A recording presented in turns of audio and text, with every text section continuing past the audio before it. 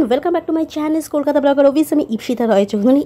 चलो आजकेर ब्लगटा हलो जामाई षष्ठीर स्पेशल ब्लग। तो आमार शोशुरबाड़ी थेके बापेर बाड़ी 5 मिनट डिस्टेंस, ताई कोनो साजगोज ना करेई चले आसलाम बापेर बाड़ी माने मायेर बाड़ी। तो आजके दुई जामाई होच्छे आछे, माने आमार दिदी आछे, तार हाजबैंड और आमार हाजबैंड। तो दुई जामाई जामाई षष्ठी किभाबे शाशुड़ी मा काटालो और की आइटेम करेছে कटा पद करेছে सब निये এই ব্লগের মাধ্যমে তোমাদের তুলে ধরব। আর আমরা এই বছর মানে আমার বিয়ের তৃতীয়তম জামাই ষষ্ঠী, তো তৃতীয়তম জামাই ষষ্ঠীতে কিভাবে জামাই আদর পেলো আর কিভাবে কাটালাম সারা দিনটা তোমাদের সাথে সেই ব্লগটা নিয়েই তুলে ধরব আজকের ভিডিওর মাধ্যমে। চলো দেখতে থাকো। সো আমরা বাড়িতে ঢুকে গেলাম, শুরু হয়ে গেল জামাই ষষ্ঠী। মা ষষ্ঠীতে ছোটো জামাইয়ের মাথায় হচ্ছে আমাদের তুলো দিয়ে দিতে হয়, তাই সেটা দিয়েই হচ্ছে আশীর্বাদ হচ্ছে করছে। তো আশীর্বাদ হচ্ছে নিয়ে নিল জামাই। তো এবার হচ্ছে এখানে ধান ধূপা দিয়ে এখানে আছে, আর এটার মধ্যে আম কলা আর করম চা এটা দিয়েই হচ্ছে মা দিল মাথায়। তো তারপর দেওয়ার পরে আমার হাজব্যান্ড নমস্কার হচ্ছে করলো। তো প্রথমে আমাদের একটা রিচুয়াল ছিল, তো এই রিচুয়ালটা আমাদের ফার্স্টেই হয়ে গেছিলো। এটা ছিল আমাদের বিয়ের পর তৃতীয়তম জামাই ষষ্ঠী, তাই সকাল থেকে রাত অবধি শুধু খাওয়ার খাওয়া।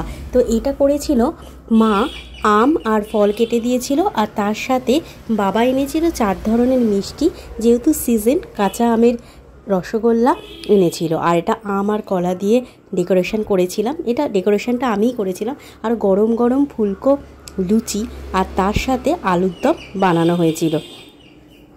তো জামাইবাবু খেতে বসে গেছিলো, দেখতে পাচ্ছ প্লেটে প্রায় শেষ হয়ে গেছে। এটা আমাদের সকালে ব্রেকফাস্ট ছিল। জামাই ষষ্ঠীর দিন আমাদের ব্রেকফাস্টে গরম গরম লুচি, আলুর দম, মিষ্টি আর আম দেওয়া হয়েছিল জামাইকে। আর লুচিটা মায়ের, এই আলুর দমটা দেখতে পাচ্ছ, এই আলুর দমটা আমি তৈরি করেছিলাম জামাই ষষ্ঠীর দিন সকালবেলা।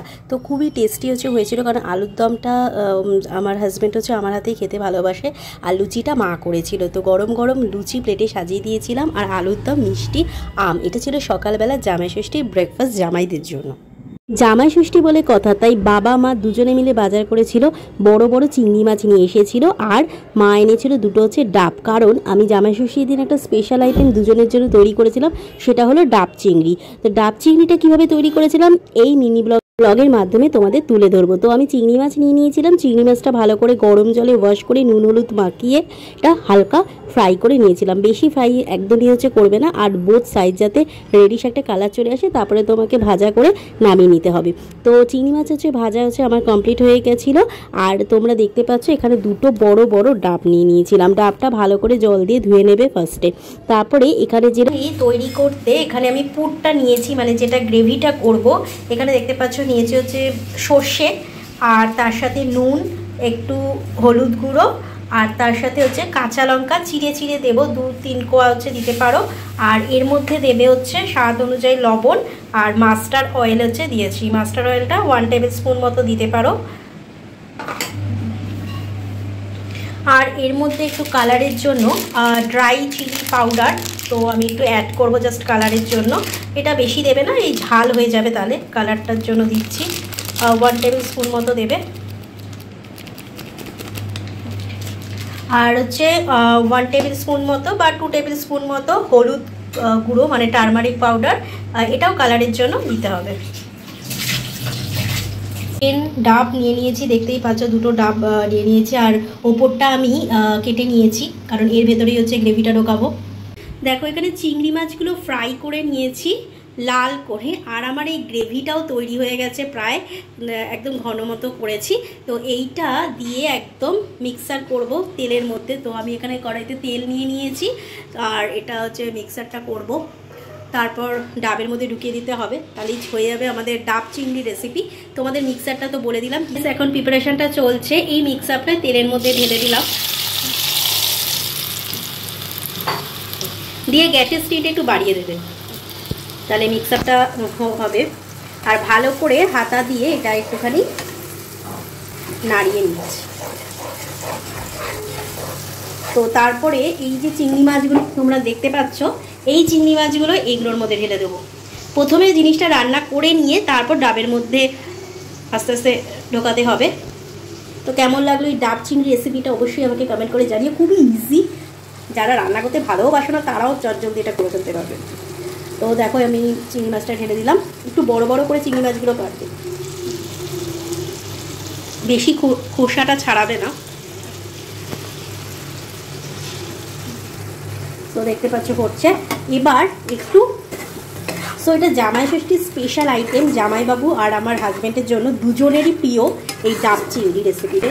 তোমরা দেখতেই পাচ্ছ রান্না করবো কি তার আগেই লোভ লাগছে। সো আমাদের ডাব চিংড়ি কমপ্লিট। এবার ডাবের মধ্যে ঢোকাতে হবে।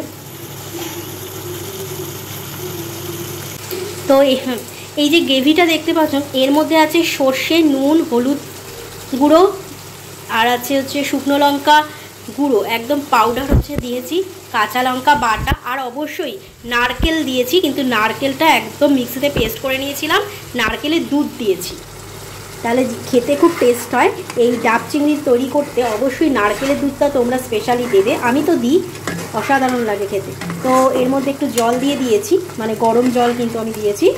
আর তো রেডি হয়ে গেছে চিংড়ি মাছ, মানে চিংড়ি মাছের মালাইকারি, কিন্তু এটা হবে আজকে ডাব চিংড়ি রেসিপি। চিংড়ি মাছগুলো যথেষ্ট বড় বড় ছিল, দেখতেই পাচ্ছ। আর পুরো ব্যাপারটা একটা হলদে আসবে, এটা না হলে জামাই ষষ্ঠী অসম্পূর্ণ। সো আমাদের রেডি। এবার ডাবের মধ্যে এটা ঢোকাবো, তাহলে আমাদের আজকে রেসিপি তৈরি হয়ে যাবে স্পেশাল ডাব চিংড়ি। তোমরা ওই রেসিপিটা বাড়িতে অবশ্যই ট্রাই করো, কেমন লাগলো অবশ্যই আমাকে। এই একটা আইটেমই আমি করেছিলাম জামাই ষষ্ঠীর দিন, ডাব চিংড়ি, বাকিটা সবটাই হচ্ছে মা রান্না করেছিল। তো অসাধারণ খেতে হয়েছিল, মানে আমি শুধু বলছি না, দুই জামাই হচ্ছে বলেছিল, এটা ওদের খুবই ভালো লেগেছিল। চলো এবার কিভাবে ঢোকাচ্ছিলাম ডাবের মধ্যে দেখিয়ে দিই। ডাবের মধ্যে প্রথমে আমি নিয়ে নিয়েছিলাম কলা পাতা, একদম পানের মতো করে কলা পাতাটা ঢুকিয়ে দিয়েছিলাম। তারপরে একটার পর একটা চিংড়ি মাছ হাত দিয়ে এটার মধ্যে ঢোকাতে হবে। আর অনেকটাই এর মধ্যে হচ্ছে গ্রেভি ঢোকে, তোমরা চামচ বা হাত দিয়ে এই গ্রেভিটা এটার মধ্যে দিতে পারো। তো এখানে মোটামুটি হচ্ছে ডাবের যা সাইজ, সেই সাইজ অনুযায়ী চিংড়ি মাছটা এটার মধ্যে হচ্ছে থাকবে। তো এখানে দেখতেই পাচ্ছ দুটো ডাব আমি নিয়ে নিয়েছিলাম। ডাবটা কিন্তু ভালো করে ওয়াশ করে নিতে হবে। আর কলা পাতাটা পুরো পানের মতো পেঁচিয়ে এর মধ্যে আস্তে আস্তে দুটো ডাবের হচ্ছে ভেতরে ঢুকিয়ে দিয়েছিলাম। তারপরে একটার পর একটা হচ্ছে চিংড়ি মাছ এর মধ্যে ঢুকিয়ে দিয়েছিলাম। তাহলে আমার এই রেসিপিটা তৈরি হয়ে গেল ডাব চিংড়ি। তোমাদের আশা করছি এই রেসিপিটা দেখে খুব লোভ লাগছে। আর এটা বাঙালিদের হচ্ছে জামাই ষষ্ঠী, যে কোনো, শুধু জামাই ষষ্ঠী না, যে কোনো অকেশনে তোমরা এই ডাব চিংড়ি রেসিপিটা বাড়িতে তৈরি করতে পারো। রেস্টুরেন্টে তো গিয়ে খেতেই পারো, রেস্টুরেন্টে ভীষণ দাম নিয়ে নেয়, কিন্তু তোমরা বাড়িতে বসে এই রেসিপিটা আমার এই ভিডিও দেখে তৈরি করে ফেলতে খুব ইজি হচ্ছে, একদম চটজলদি একটা রেসিপি। তাই আমি জামাই ষষ্ঠীর দিনই হচ্ছে ভাবলাম এই রেসিপিটা একদম ফার্স্ট টাইম ট্রাই করেছি, আমার হাতে তৈরি। আর ওপরে দেখো ডেকোরেশনের জন্য একটা কাঁচা লঙ্কা দিয়ে দিয়েছি। তো কেমন লাগলো এই রেসিপিটা অবশ্যই আমাকে কমেন্ট করে জানাবে। আর খেতে অসাধারণ হয়েছে, তার রিভিউটা জামাইবাবু আর আমার হাজব্যান্ড দুজনেই দিয়েছিল। তো আশা করবো এই রেসিপিটা দেখে তোমরা হচ্ছে ট্রাই করতে পারো।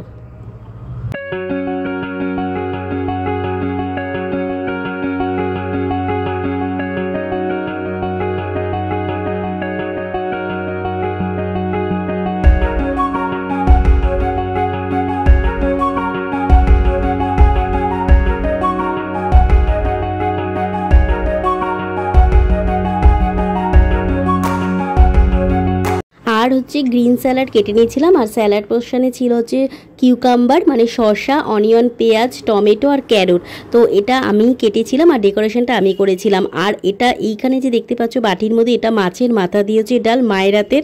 আর এখানে ছিল মাটনটাও হচ্ছে মাটন কষা, একদম লাল ঝোল করা হয়েছিল। তো এটা পুরোটাই হচ্ছে মা রান্না করেছিল, জামাই ষষ্ঠীর স্পেশাল। জামাই ষষ্ঠীতে মাটন ছাড়া অসম্পূর্ণ।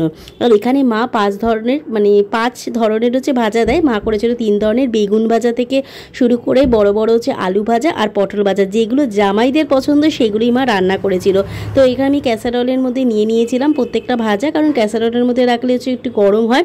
তো এখানে হচ্ছে আইটেমগুলো তোমাদের সাথে শেয়ার করলাম, আর কিভাবে আইটেমগুলো তৈরি করেছি তারও একটা মিনি ব্লগের মাধ্যমে হচ্ছে তুলে ধরলাম। তোমরাও কিন্তু বাড়িতে ট্রাই করতে পারো। এবার হচ্ছে চলে আসি কি কি আইটেম হচ্ছে মা আর আমি দুজনে মিলে হচ্ছে জামাই ষষ্ঠীর দিন তৈরি করেছিলাম। চলো দেখতে থাকো আজকের ব্লগটা, আর প্রথম থেকে শেষ অবধি ব্লগটা দেখবে, কেমন লাগলে অবশ্যই জানাবে। আর এখানে দেখতে পাচ্ছ এটা ছিল হচ্ছে দুধ শুক্তো। দুধ শুক্তো আমার ভীষণ প্রিয়, তাই মাকে বলেছিলাম যে এমনি শুক্তো, নর্মাল শুক্তো সেদিন করবো না, আর এই শুক্তোটা হচ্ছে আমি ছাড়া বাড়িতে কেউ পারে না, তাই এখানে যে তৈরি করেছিলাম দুধ শুক্তো। আর এখানে দেখতে পাচ্ছ বাবা নিয়ে এসেছিল জামাইদের জন্য বড় বড় মাছের মাথা, আর এই মাছের মাথাগুলো দিয়েই হচ্ছে মা ডালটা তৈরি করেছিল। তো আমার জামাইবাবু আর আমার হাজবেন্ড দুজন মিলে জামাই ষষ্ঠীর দিন হচ্ছে মানে খাচ্ছিল, দেখতেই পাচ্ছ খাওয়া স্টার্ট হয়ে গেছে। ওদের অসাধারণ লেগেছে প্রত্যেকটা আইটেম, মার হাতের তৈরি আর আমার হাতের তৈরি। তো খেতে খুবই হচ্ছে বিজি, খুবই এনজয় করলাম। বলো আমার দিকে তাকিয়ে বলো কেমন রান্নাটা হয়েছে। আমার বাবা রিভিউ দিয়ে দিল, এটা আমার মা লাস্টে হচ্ছে বসেছিল খেতে, সবার খাওয়া কমপ্লিট হয়ে গেছিল। জামাই ষষ্ঠীর দিন যে মেন আইটেমগুলো হয়েছে তোমাদের সাথে শেয়ার করে দিই। সাদা ভাত আর 3 ধরনের হচ্ছে ভাজা, আলু ভাজা, পটল ভাজা আর বেগুন ভাজা। আর এখানে নিয়ে নিয়েছিল মুগ ডাল, মুগ ডালটা মাছের মাথা দিয়ে মুগ ডাল, দুধ শুক্তো, আর এটা ছিল মাটন কষা। আর তার সাথে হয়েছিল ডাব চিংড়ি, এটা হলো ভ্যানিলা আইসক্রিম, আর হয়েছিল আম, মানে ফলটা খুব মেন আম। আর এখানে নেওয়া হয়েছিল দই, আর তার সাথে দই মানে মিষ্টি দই, আর তার সাথে হচ্ছে 2 ধরনের হচ্ছে রসগোল্লা। এটা ছিল আমের রসগোল্লা, যেহেতু সিজন, এটা আমার হাজব্যান্ড নিয়ে এসেছিল। আর এমনি সাদা রসগোল্লাটা আমার জামাইবাবু নিয়ে এসেছিল, আর সন্দেশ। তো এই আইটেমগুলো হচ্ছে হয়েছিল, প্রায় 14খানা হচ্ছে পদ হচ্ছে তৈরি করেছিল মায়ের হাতে। তো এই বছর হচ্ছে জামাই ষষ্ঠীটা খুব ভালো কাটিয়েছি, আর আমরা কি কি খেয়েছি, কিভাবে কাটালাম, সবটাই শর্ট ব্লগের মাধ্যমে তোমাদের তুলে ধরলাম। তোমাদের জামাই ষষ্ঠীতে কি কি আইটেম তোমরা করেছো সেটাও আমাকে এই কমেন্ট বক্সে জানাবে। তো আমরা সকালবেলা কি কি খাবার খেয়েছি বা জামাই ষষ্ঠীর দিন কী কী হয়েছিল সেটাও এই ব্লগে দেখালাম। আর এটা ছিল আমাদের দুপুরের হচ্ছে ভুড়ি ভোজ। তো ভীষণ ভালো কাটলো। তো যদি ভালো লেগে থাকে আমার হচ্ছে এই ভিডিওটা লাইকস অ্যান্ড কমেন্ট করবে। টাটা।